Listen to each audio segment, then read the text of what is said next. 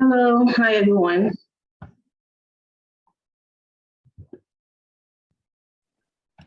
Hello. Can everyone hear me? Just testing the microphone here. Yes, we can. All right, perfect. Thank you so much everyone for joining in.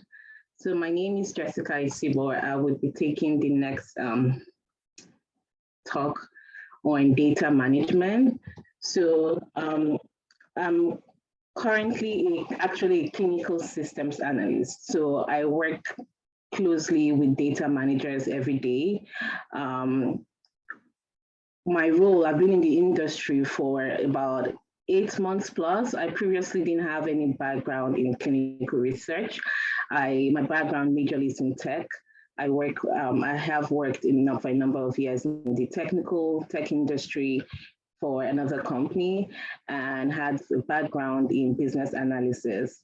So joining my current organization, which is a clinical research organization, I kind of stumbled across the industry. So it wasn't a plan to join the industry, but I kind of stumbled across it a couple months ago when I joined back and I met other individuals in the industry.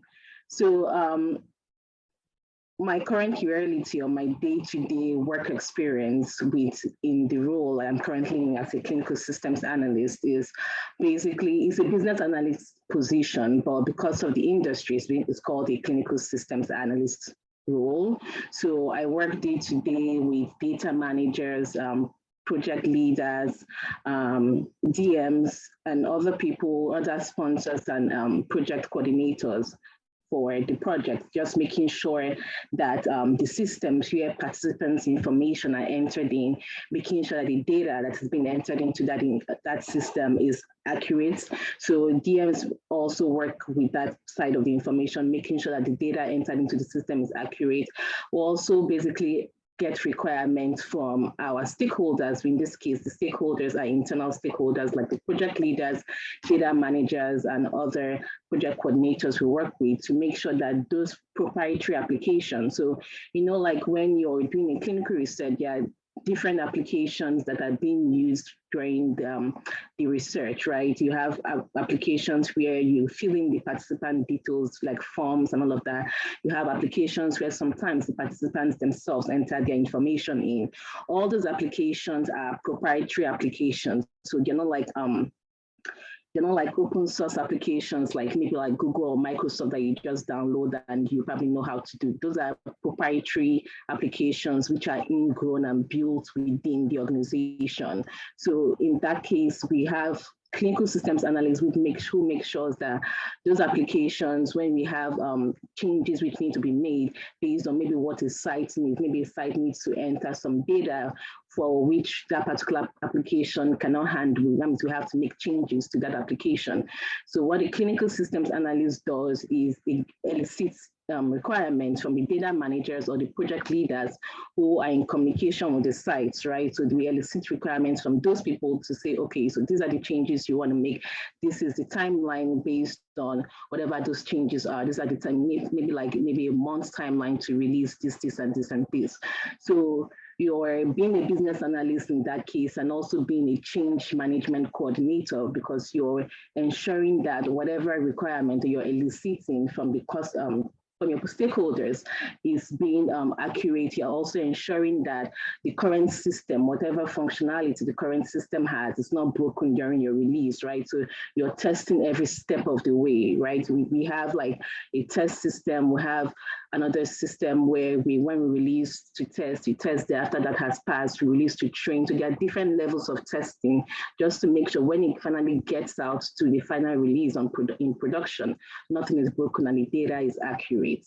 So that's basically what the day-to-day is like every day. You're working with, doing a lot of meetings with internal people like your project leaders and data managers, making sure that you understand whatever requirements that they're telling you that they need or those changes that need to be made to the system.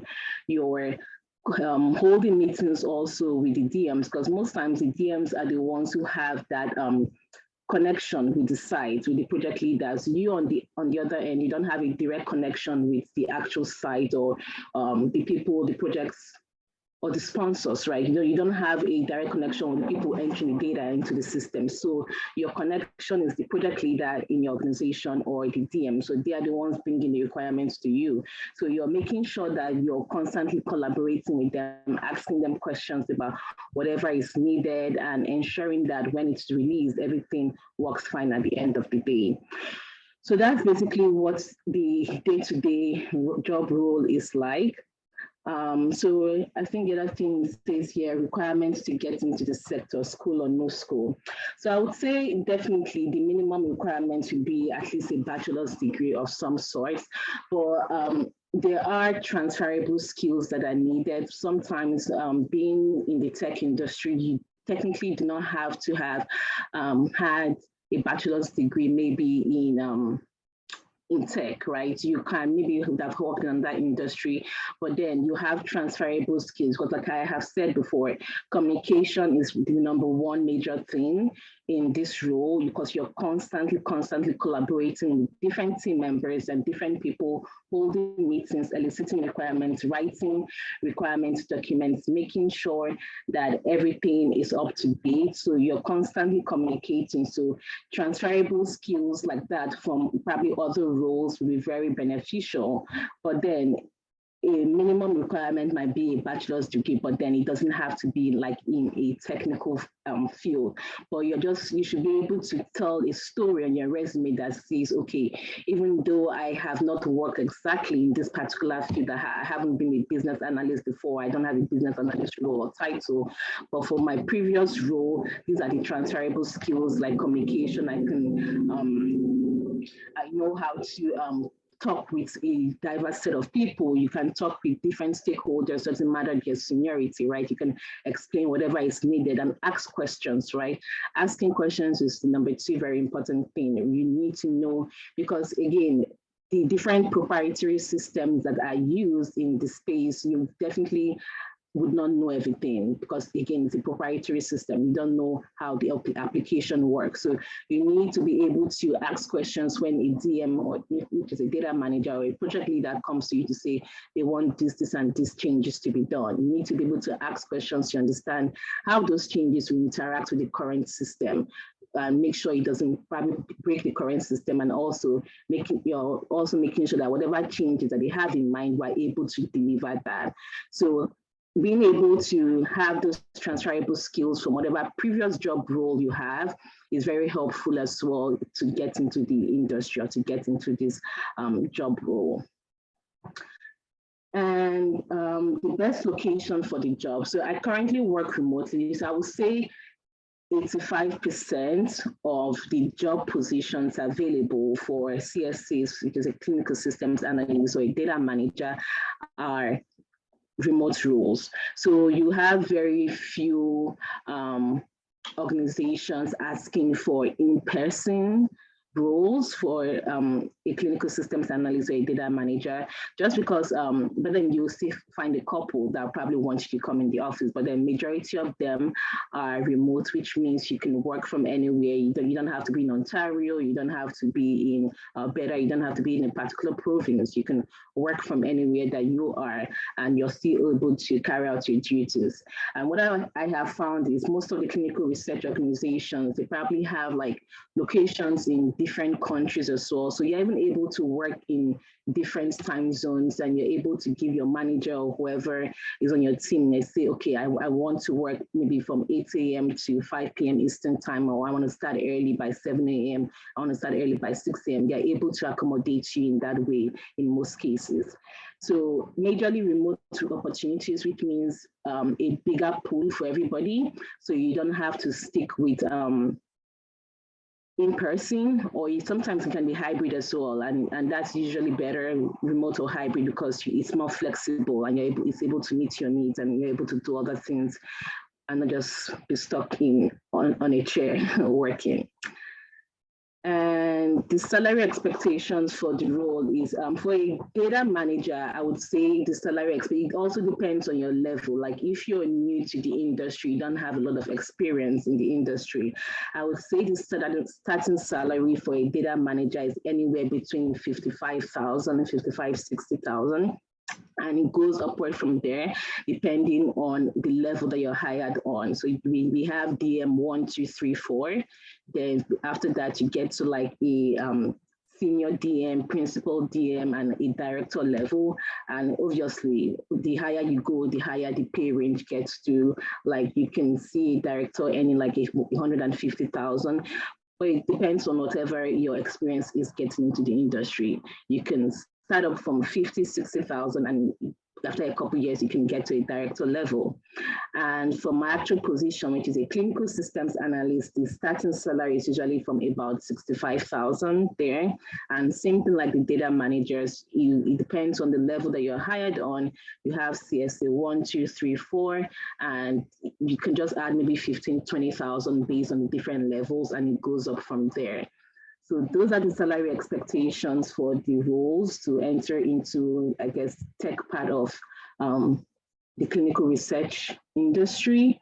I think I have covered most of the talking points here. I'm just going to give room for questions right now.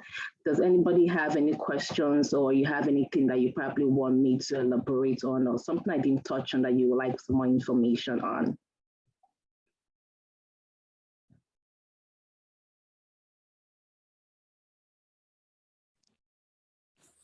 Hi, Jessica. Hello, hi, Elsie. You said something about the minimum requirement is a BSc. So Yes. what about these certifications people have been talking about, the GCP, TCP Core 2, things like that? Do we really need these certifications to get ourselves into being a clinical system analyst or data manager or whatever it is?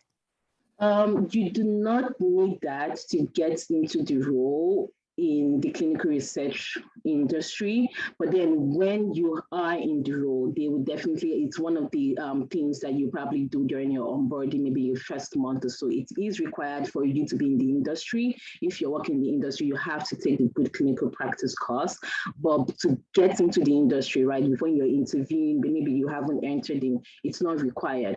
But then it's something that probably can put you over the edge over somebody else, right, who doesn't have it. If you're keen on being in the clinical research industry, it'd be a good thing to take that course, but it's not a requirement. Because again, right, you're a clinical systems analyst is a business analyst. So you're thinking about it from the tech side of things. You're working with IT, you're working with software developers also every day. You're working with the IT team, right? So a good clinical practice, the course itself is not required for you to work in the tech part of healthcare, right? But then because you're working in healthcare, when you get a job, you have to take that course at that point. Okay, thanks. You're welcome. Anthony, I see you're raising up your hand.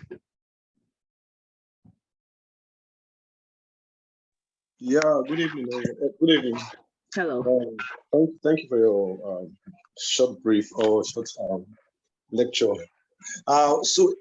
Concerning the clinical business analyst or the data manager, do you have like a recommended pathway, like courses one can actually take that can actually set the person ready for those roles?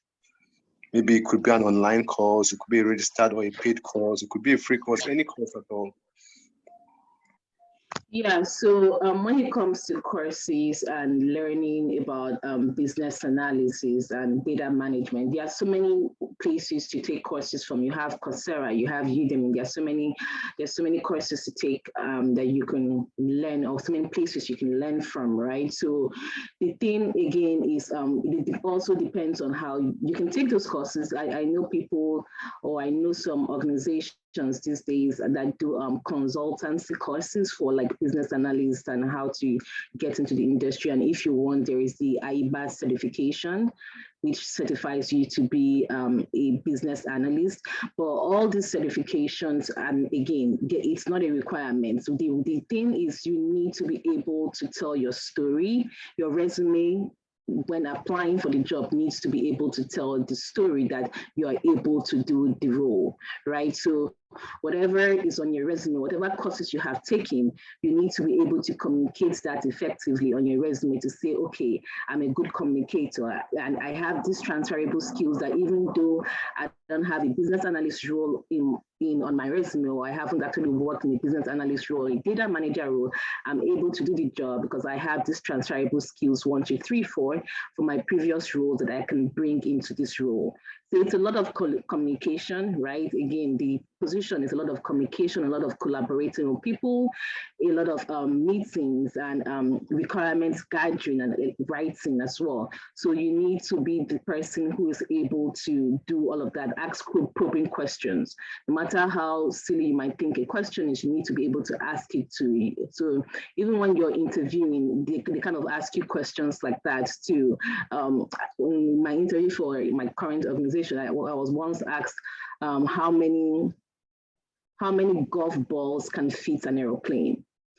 So being asked a question like that, there is no right or wrong answer. The interviewer just wants to see how you tackle a problem.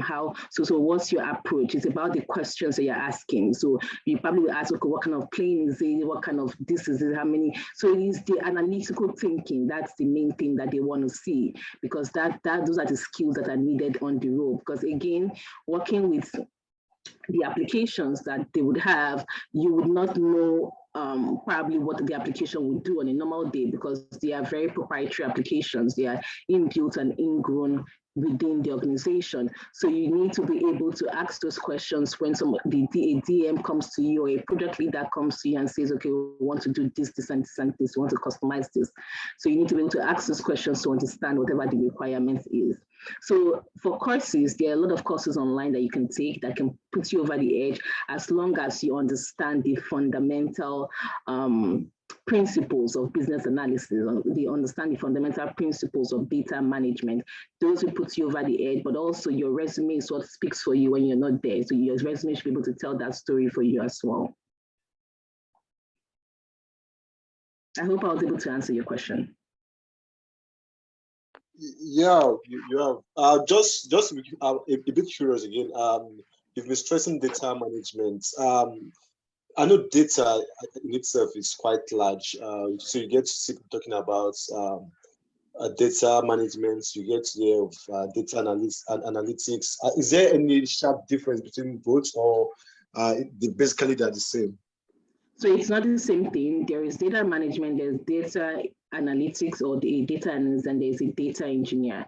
In the clinical research world, what they need is a manager. So a data manager, what they do is you analyze. I don't want to use analyze, that's the wrong word. You review the data that's being entered, or whatever data is in the system, to make sure that it's what is expected. There are no issues, everything is accurate, nothing is missing, all of that. However, a data analyst analyzes, so they don't just review, they analyze the data and they come up with charts and things that are able to help the business or the organization make decisions based on maybe market and finances and all of that stuff. That's what the data analyst does. So there are two different things. You're not analyzing the data in a clinical research organization. That's what a statistician does. A statistician, a biostats person, they are the ones analyzing the data. You're not doing any of that. However, as a data manager, you're cleaning up the data, making sure that whatever the sites entered is correct, whatever nothing is missing. You're looking at the forms of all the participants, everything is entered correctly, and you're working hand in hand with the site, sometimes training them on how to use the systems to make sure that there is no missing data or there is no missing information.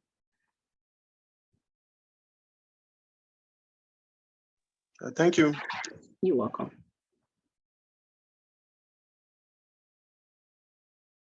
Does anybody else have any questions?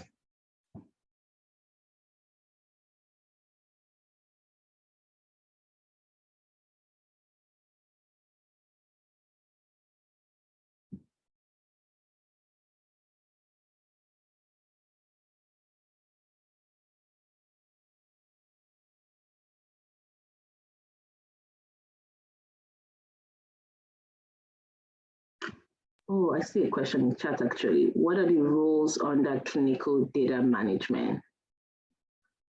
So under clinical data management, the roles are, again, it's just going to be a data manager role, but then there are different levels based on your experience. So it depends on what experience you have working with data. Normally, when you're hired, so you can be hired as a DM1 or a DM2, then it goes upward from there depending on how well you work on the job. So it goes to DM3, DM4, then you get to a principal DM, a senior principal DM, then a director level. So that's the career pathing for a DM role. Same thing like a CSA 1, 2, 3, 4.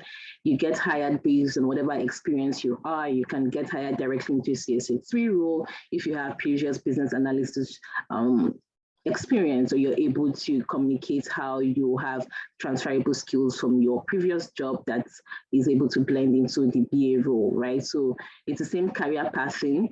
But then if you are interested in maybe you're a CSA, but then because you've been working very closely with project leaders, and you've been working very closely with DMs, and you want to transition, like a horizontal transition, maybe from a CSA to a DM role, or from CSA to a project leader role, project coordinator role, that pathway is still available as well, right? So all these things are things you communicate with probably your manager and let them know, okay, this is where my interest is at, and probably be able to give you a task related to what your interest is in, so you can horizontally transition into that role you want to within the same organization.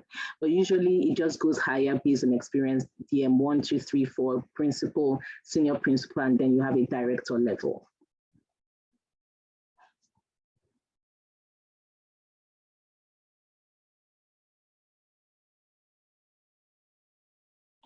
Does anybody else? Okay, the certifications like PMP and Scrum add any value to being a senior, to being a CSA?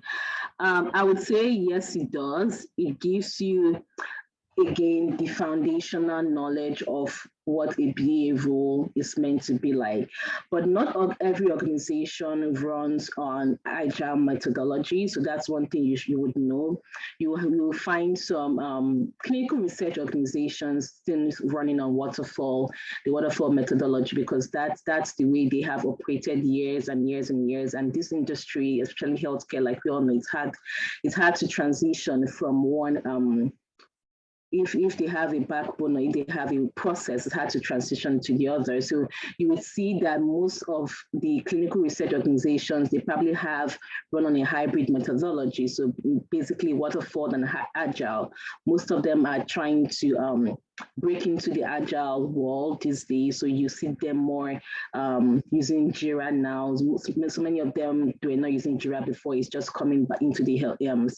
It's just coming to the CRO industry probably like last year. They started using Jira and Confluence and those tools for Agile and Scrum. So it's not a fully Scrum industry yet, like a full tech world where you're running on Agile and Scrum. But then that's methodology, or you understanding what Scrum is, right? You understanding the principles of Scrum, the principles of Agile helps you in your day-to-day job for sure.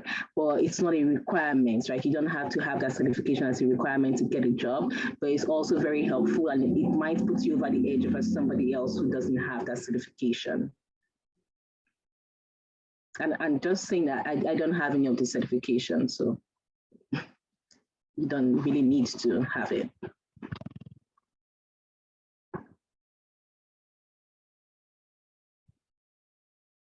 Does anybody else have any other questions?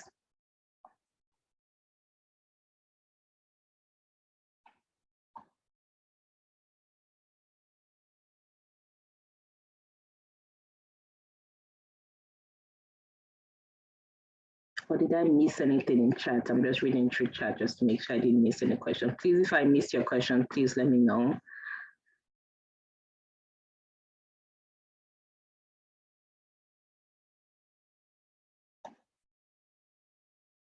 I see one question here. I don't know if I answered, but I don't know if it was directed to me. It says, Jimmy, registered nurse, CCRC/RN, to find out other opportunities to explore in clinical research.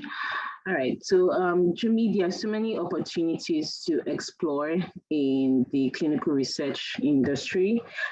Based on your background as a registered nurse, there are so many things. You can be a CRA, which is a clinical research associate, helping in the actual sites, right? When they have participants that they need to enroll and things like that. But based there's so many fields. You can be a project leader. You can work in data management too, really, if you're able to explain how your skills help in that role as well. So there's so many fields, opportunities to explore in clinical research.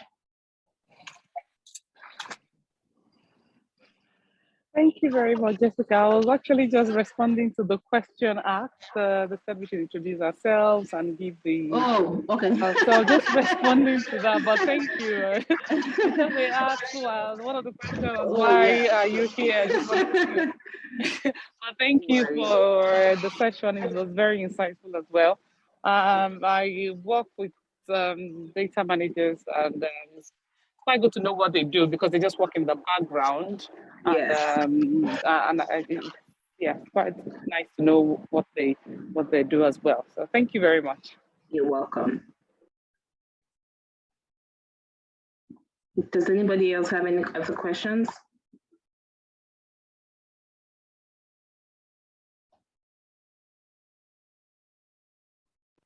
There's a question on the chat. I don't know if you saw it. Someone just asked the question. Oh, I think I see it now. How does the role of a PC differ from a CSA?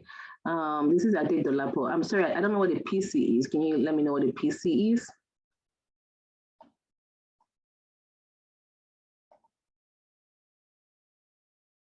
Or a project coordinator. Yeah. All right. So a project coordinator differs it's really different from a CSA because the project coordinator is the one who basically ensures that the project is running properly based on budgets. So for every research organization, you have like different projects in that organization, and in those projects you have different protocols and you have grants. The research work most times run on grants, right? So a project coordinator is making sure that based on whatever grants that they have, whatever budgets that they have, they are able to deliver what is needed for the project, right? So you're working with CSAs, they work with CSAs, work with DMs, they work with programmers who are software developers and statisticians and the entire team that makes up that project, right? They are coordinating all the activities. However, the role of a CSA is you're ensuring that what the systems that are being used, the applications that are being used you're ensuring that those applications are standardized and are operate functionally as expected when you're eliciting requirements from actually the project coordinators or the project leaders based on whatever feedback they have gotten from the sites using those applications. You are getting requirements also from DMs, right? So a DM would work with the site and maybe there's some missing data and the site is not able to enter that data anymore because the enrollment date has passed.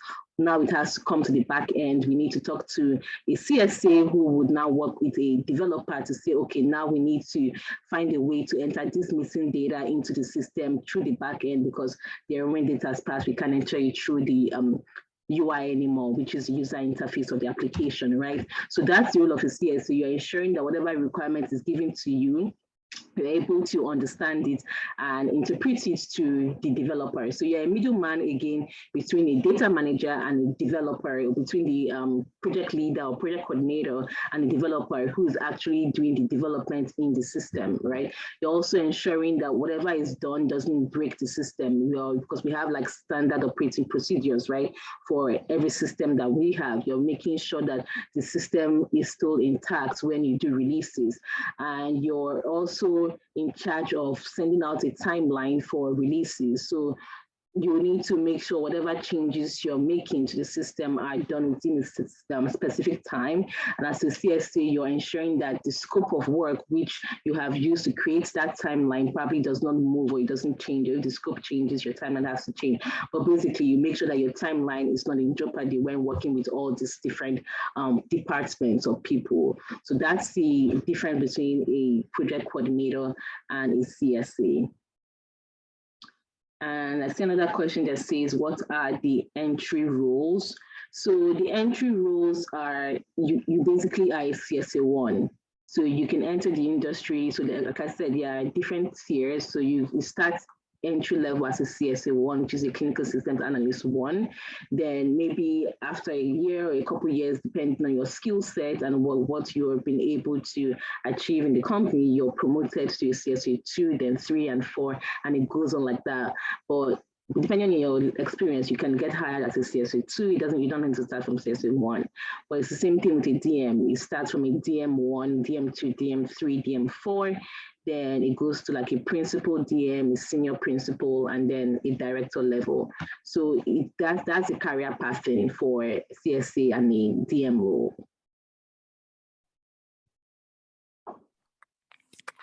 So I have a question. So the price range you gave us for the CSA, is that for 1 or 2 or 3 or whatever it is? Which one is it? Started from the 1. So a CSA1 is looking at anything between 60 to 75,000. So that's usually the range. Then a 2, you can just add maybe 15, 20,000 to the actual one. So for a 2, you're looking at anything between 70 to maybe 90,000, 90, 95,000. Then you go up like that from there. Okay, thanks. You're welcome. Does anybody else have any questions?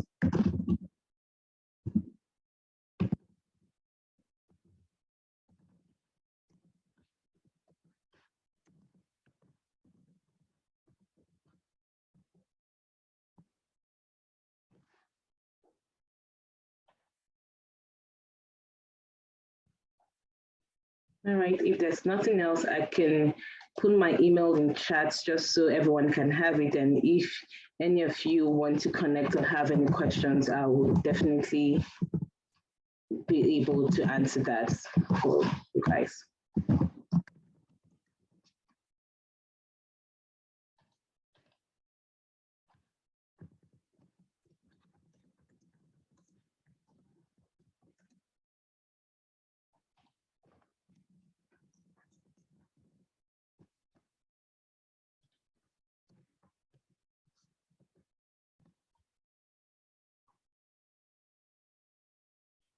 Oh, Adidolapa, are you raising your hand?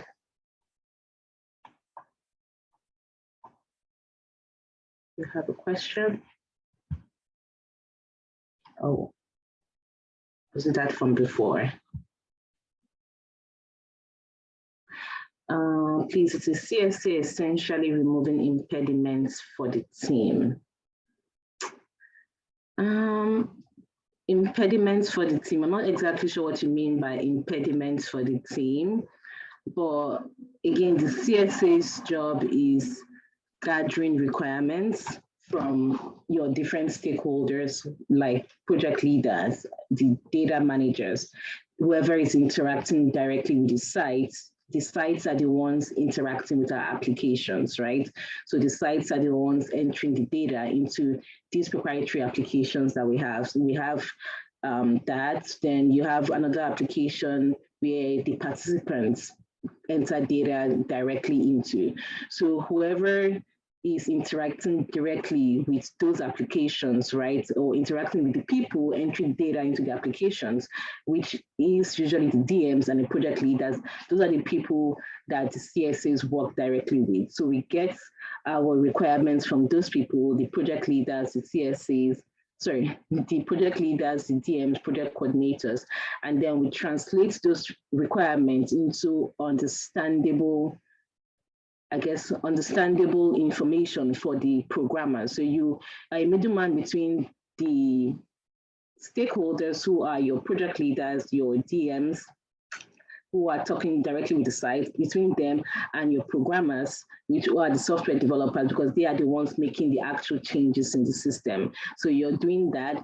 You're also ensuring that every test is done. So you have like a test system, you have a train system before everything goes out to production, just to make sure that your final delivery to production is kind of foolproof, right? But it can't be 100% foolproof, but you're making sure that there are no bugs in there when you get to production, because this is very sensitive information and very critical data, right? So when it is released to production, you're not breaking anything that was functioning properly before. And if for any reason there are bugs in the system, you're able to get that information from the DMs or from the project leaders, and you're able to work with the programmers to release a solution to the issues or to the bug. So you're maintaining a system, basically, or maintaining the applications, the different systems that we have. That's what you're doing as a CSA, and you're collaborating with all the different team members. I hope I was able to answer that question. But if you do have more questions, please, you can email me.